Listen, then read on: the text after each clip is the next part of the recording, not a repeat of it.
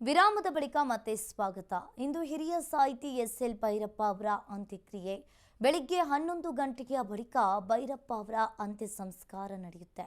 ಕುವೆಂಪು ನಗರದ ನಿವಾಸದಲ್ಲಿರುವ ಪಾರ್ಥಿವ ಶರೀರ ಇಂದು ಹಿರಿಯ ಸಾಹಿತಿ ಎಸ್.ಎಲ್. ಭೈರಪ್ಪ ಅವರ ಅಂತ್ಯಕ್ರಿಯೆ ಬೆಳಿಗ್ಗೆ 11 ಗಂಟೆಯ ಬಳಿಕ ಭೈರಪ್ಪ ಅಂತ್ಯಕ್ರಿಯೆಯನ್ನು ನೆರವೇರಿಸಲಾಗುತ್ತೆ. ಕುವೆಂಪು ನಗರದ ನಿವಾಸದಲ್ಲಿರುವ ಪಾರ್ಥಿವ ಶರೀರ ಮೈಸೂರಿನ ಚಾಮುಂಡಿ ತಪ್ಪಲಿನಲ್ಲಿ ಅಂತ್ಯಕ್ರಿಯೆಯನ್ನ ಮಾಡಲಾಗುತ್ತೆ. ಇನ್ನು ಬ್ರಾಹ್ಮಣ ಸಂಪ್ರದಾಯದಂತೆ ಅಂತಿಮ ವಿಧಿವಿಧಾನವನ್ನ ಮಾಡ್ತಾರೆ. ಭೈರಪ್ಪ ನಿವಾಸದ ಬಳಿ ಸಾರ್ವಜನಿಕ ದರ್ಶನಕ್ಕೆ ವ್ಯವಸ್ಥೆಯನ್ನ ಮಾಡಲಾಗುತ್ತೆ. ಇಂದು ಹಿರಿಯ ಸಾಹಿತಿ ಎಸ್.ಎಲ್. ಭೈರಪ್ಪ ಅವರ ಅಂತ್ಯಕ್ರಿಯೆ ಬೆಳಿಗ್ಗೆ 11 ಗಂಟೆಯ ಬಳಿಕ ಅಂತ್ಯಕ್ರಿಯೆ ನೆರವೇರಿಸಲಾಗುತ್ತೆ. ಬೆಳಿಗ್ಗೆ 11 ಗಂಟೆಯ ಬಳಿಕ ಭೈರಪ್ಪ ಅವರ ಅಂತ್ಯ ಸಂಸ್ಕಾರ ಇರುತ್ತೆ. ಕುವೆಂಪು ನಗರದ ನಿವಾಸದಲ್ಲಿರುವ ಪಾರ್ಥಿವ ಶರೀರ ಇನ್ನು ಮೈಸೂರಿನ ಚಾಮುಂಡಿ ತಪ್ಪಲಿನಲ್ಲಿ ಅಂತ್ಯಕ್ರಿಯೆಯನ್ನು ಮಾಡಲಾಗಿದೆ. ಇನ್ನು ಬ್ರಾಹ್ಮಣ ಸಂಪ್ರದಾಯದಂತೆ ಅಂತಿಮ ವಿಧಿವಿಧಾನವನ್ನು ಮಾಡಲಾಗಿದೆ. ಇನ್ನು ಭೈರಪ್ಪ ನಿವಾಸದ ಬಳಿ ಸಾರ್ವಜನಿಕ ದರ್ಶನಕ್ಕೂ ವ್ಯವಸ್ಥೆ ಕೂಡ ಮಾಡಿದ್ದಾರೆ. ಇಂದು ಹಿರಿಯ ಸಾಹಿತಿ ಎಸ್.ಎಲ್. ಭೈರಪ್ಪ ಅಂತ್ಯಕ್ರಿಯೆ ಬೆಳಿಗ್ಗೆ 11 ಗಂಟೆಯ ಬಳಿಕ ಭೈರಪ್ಪ ಅವರ ಅಂತ್ಯ ಸಂಸ್ಕಾರ ಆಗುತ್ತೆ. ಕುವೆಂಪು ನಗರದ ನಿವಾಸದಲ್ಲಿರುವ ಪಾರ್ಥಿವ ಶರೀರ ಈಗ ಎಲ್ಲ ರೀತಿಯಾಗಿ ಅಲ್ಲಿ ಸಿದ್ಧತೆ ಕೂಡ ಮಾಡಿಕೊಂಡಿದ್ದಾರೆ. ಇನ್ನು ಅಂತ್ಯ ಸಂಸ್ಕಾರಕ್ಕೆ ಈ ಬಗ್ಗೆ ಹೆಚ್ಚಿನ ಡೀಟೇಲ್ಸ್ ಅನ್ನು ನೀಡ್ತಾರೆ ನಮ್ಮ ಪ್ರತಿನಿಧಿ ಸಂದೀಪ್. ಲೈವ್ ಸಂಪರ್ಕದಲ್ಲಿ ಜಾಯಿನ್ ಆಗಿದ್ದಾರೆ. ಎಸ್ ಸಂದೀಪ್, ಯಾವ ರೀತಿಯಾಗಿ ಎಲ್ಲ ರೀತಿಯಾಗಿ ಸಿದ್ಧತೆಯನ್ನು ಮಾಡಿಕೊಂಡಿದ್ದಾರೆ ಅಂತ್ಯ ಸಂಸ್ಕಾರಕ್ಕೆ? ಇನ್ನು ಎಷ್ಟು ಗಂಟೆಗೆ ಅಂತ್ಯ ಸಂಸ್ಕಾರ ಆಗುತ್ತೆ? ಏನಿದೆ ಇದ್ರ ಬಗ್ಗೆ ಹೆಚ್ಚಿನ ಡೀಟೇಲ್ಸ್? ಅಂಕಿತ, ಖ್ಯಾತ ಕಾದಂಬರಿಕಾರ ಬರಹಗಾರ ಎಸ್.ಎಲ್. ಭೈರಪ್ಪನವರು ನಮ್ಮನ್ನೆಲ್ಲ ಕೂಡ ಅಗಲಿ ಸಾಹಿತ್ಯ ಲೋಕಕ್ಕೆ ತುಂಬಲಾರದ ನಷ್ಟ ಉಂಟಾಗಿರ್ತಕ್ಕಂಥದ್ದು.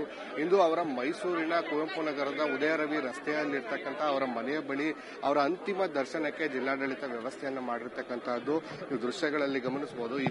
ಈಗ ಸ್ವಲ್ಪ ಹೊತ್ತಿಗೆ ಮುಂಚೆ ಅಷ್ಟೇ ಮೈಸೂರಿನ JSS ಆಸ್ಪತ್ರೆಯ ಕೋಲ್ಡ್ ಸ್ಟೋರೇಜ್ನಿಂದ ಈ ಒಂದು ಏನು ಅವರ ಮೃತದೇಹವನ್ನ ಇಲ್ಲಿಗೆ ಅವರ ಅಂತಿಮ ದರ್ಶನಕ್ಕೆ ಅವರ ಮನೆಯ ಬಳಿಗೆ ತರಲಾಗಿರ್ತಕ್ಕಂತಹದ್ದು. ಈ ಸಂಪೂರ್ಣ ಜವಾಬ್ದಾರಿಯನ್ನ ಈ ಒಂದು ಕ್ಷೇತ್ರದ ಶಾಸಕರಾಗಿರ್ತಕ್ಕಂಥ ಶ್ರೀವತ್ಸ ಅವರು ಹಾಗೂ ಪ್ರತಾಪ್ ಸಿಂಹ ಅವರು ನಿಂತು ಮುತುವರ್ಜಿಯನ್ನು ವಹಿಸಿ ಎಲ್ಲಾ ರೀತಿಯ ವ್ಯವಸ್ಥೆಗಳನ್ನು ಕೂಡ ಇಲ್ಲಿ ಮಾಡಲಾಗ್ತಾ ಇರ್ತಕ್ಕಂತಹದ್ದು.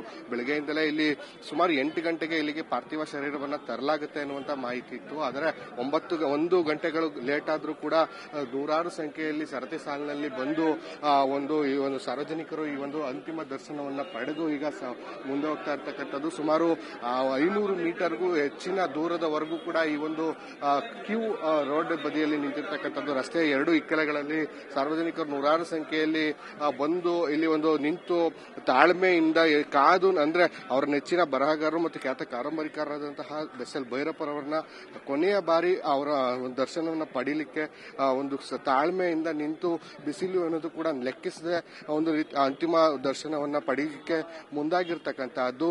ಇಂದು ಒಂದು ಅಂದುಕೊಂಡಂತೆ ಆಗಿದ್ರೆ 11 ಗಂಟೆಗೆ ಅವರ ಅಂತ್ಯಕ್ರಿಯೆ ಚಾಮುಂಡಿ ಬೆಟ್ಟದ ತಪ್ಪಲಿನ ಒಂದು ರುದ್ರಭೂಮಿಯಲ್ಲಿ ನಡಿಬೇಕಿತ್ತು.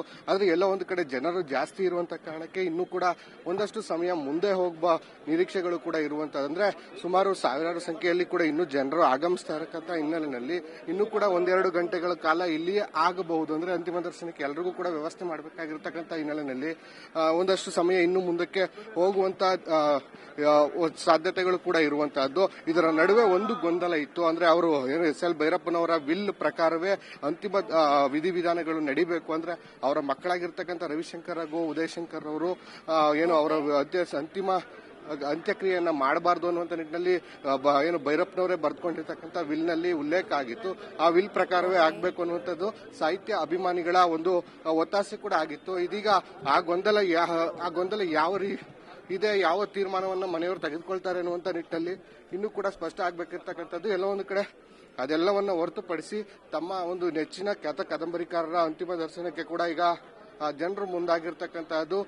ಕೇಂದ್ರ ಸಚಿವರಾಗಿರ್ತಕ್ಕಂಥ ಪ್ರಹ್ಲಾದ್ ಜೋಶಿರವರು ಕೂಡ ಇಲ್ಲಿಗೆ ಬಂದು ಅಂತಿಮ ದರ್ಶನವನ್ನು ಪಡಿತಾರೆ ಅನ್ನುವಂಥ ಮಾಹಿತಿಗಳು ಕೂಡ ಈಗ ಲಭ್ಯ ಆಗ್ತಾ ಇರ್ತಕ್ಕಂಥದ್ದು. ಇನ್ನೇನು ಕೆಲವೇ ಗಂಟೆಗಳಲ್ಲಿ ಇಲ್ಲಿಂದ ಏನು ಅವರ ಅಂತ್ಯಕ್ರಿಯೆ ನಡೆಯುವಂತಹ ಚಾಮುಂಡಿ ಬೆಟ್ಟದ ತಪ್ಪಲಿನ ಸ್ಮಶಾನಕ್ಕೆ ಇವರ ಒಂದು ಪಾರ್ಥಿವ ಶರೀರವನ್ನು ಕೊಂಡೊಯ್ದು ಅಲ್ಲಿ ಅಂತ್ಯಕ್ರಿಯೆ ನೆರವೇರಿಸ್ತಾ ಇರ್ತಕ್ಕಂಥದ್ದು. ಅಂಕಿತ.